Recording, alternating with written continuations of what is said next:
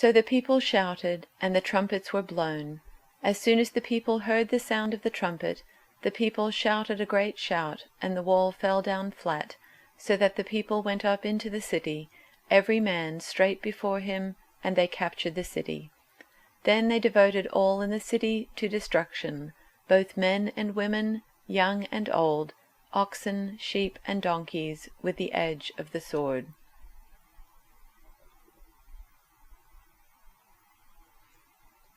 So the people shouted, and the trumpets were blown. As soon as the people heard the sound of the trumpets, they raised a great shout, and the wall fell down flat. So the people charged straight ahead into the city and captured it. Then they devoted to destruction by the edge of the sword all in the city, both men and women, young and old, oxen, sheep, and donkeys.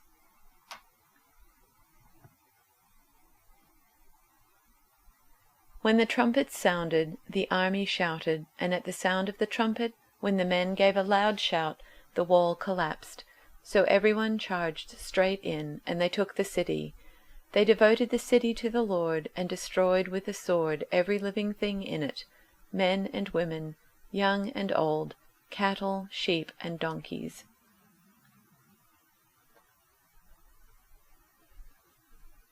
When the people heard the sound of the ram's horns, they shouted as loud as they could.